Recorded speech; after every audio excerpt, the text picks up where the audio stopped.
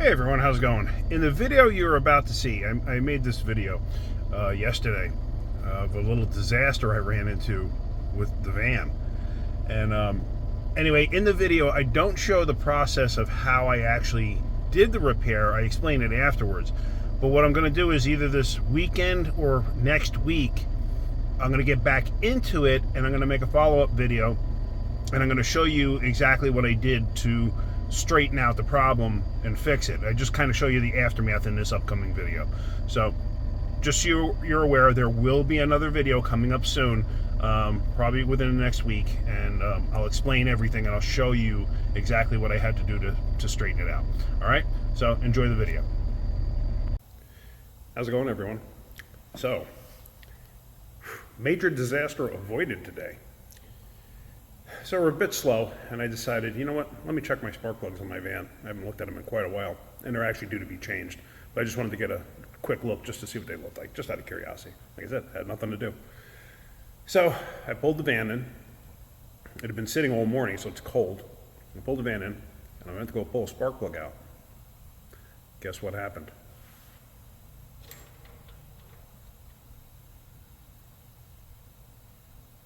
See that? You can see the actual spark plug itself is rusty up here where the socket goes on, and it's snapped off. See, you can actually see the bright area there where it's snapped off going into the threaded part. This is what it should look like, and it basically snapped off right here where my fingernail is, leaving the rest of this down there. So the threaded part was in there, but obviously the rest of it came out. So this piece here is hidden inside here. I was like, great. I'm an hour away from home at work, and I have to leave early to take Megan to her physical therapy appointment. So I'm like, now what?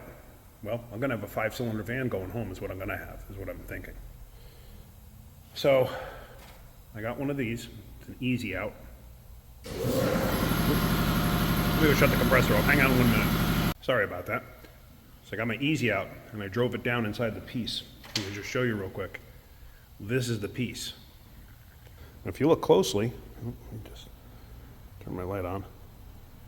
You can actually see that area where the easy out was grabbing. You can see like the twist marks. So where was it seized? It wasn't seized in the threads. It was seized up here in the acorn part. So I sat there, I got that hammered down inside there. I actually started the motor up. I disconnected that injector so it wouldn't fire that cylinder. When I started the motor up, I let it get to operating temperature, shut it down, and I let it heat soak a bit. Tried breaking it free, would not come free. I even got my 1/2-inch breaker bar on there with short extension, and I'm trying it just to see. Because worst came to worst, I was going to leave this in there and drive the car home. So I got my 1/2-inch breaker bar in there. I'm trying to budge it. It's not budging. So then what I did was I got a pry bar down on the very edge of this. Let me show you.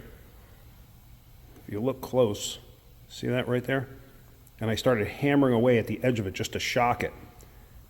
And then it finally broke free. What happened was, it was seized on the acorn part. Now that mark there, that's from the vise from me getting a tool back out. But the acorn part was seized, because once this thing cracked free, it unscrewed with my fingers. So, I hear people say, oh, you should never put anti-seize on spark plugs. You know what? I didn't put anti-seize on those, and see what happened? But the anti-seize wouldn't have helped, because the spark plug threads aren't the problem. It's the acorn part that's the problem. I should have done it when the engine was actually hot. Now I'm going to hear people say, oh, you shouldn't do it hot. You're going to take the threads out of the head. I've never had that problem. Never. Never seen anybody have that problem. Seen this problem before. But I've never seen anybody have that problem of the threads coming out. New spark plugs going in, and they got anti-seize on the threads and on that acorn part. On the lug nuts, and I've showed you on 2 videos now, when lug nuts get stuck and you're trying to break them free and they won't break free, put a socket on it and you give it a good whack, couple, 1, 2, 3, whatever. Just give it a really good solid whack, and usually it'll shock them free. And that's what I did with the hammer and the pry bar, because I got the pry bar right on the end, or punch, whatever I said it was. And I was able to shock that thing free. And then with my 1/2-inch breaker bar, all of a sudden crack, and it cracked free. Like I said, unscrewed with my fingers, but disaster avoided. I mean, averted. I was really sweating bullets there for a second, because I was just like, well, I'm going to be driving a 5-cylinder van home. Now, in a situation like that, like I said, I would have left this easy out inserted in the spark plug. Let me just show you real quick. I would have left these two together like this, because like I said, this thing grabbed inside there and it was locked in place. And I hammered it down, and then what I also did while I had it running was I put the spark plug boot over top of this as if it was a spark plug. This way the spark could ground out somewhere. But then after a while, when it got heat soaked, that's what helped me there too. So like I said, when I go to change the other ones, I'm gonna have it hot, because it makes the aluminum a little more malleable. Maybe that's a word, maybe it's not. I don't know, I could be wrong, I don't know. But it'll help for that breaking that free. I'm only doing 2 spark plugs right now. The rest of them can wait, because I need the car and I need to get out of here. I'll do them at home, the rest of them. The problem is doing the rear plugs. It's going to be a little bit of a pain, because having a motor hot, you have the EGR tube right there. But whatever, I'll figure something out. I'll cover it with something. But yeah, disaster averted. That's why I don't like tapered spark plugs.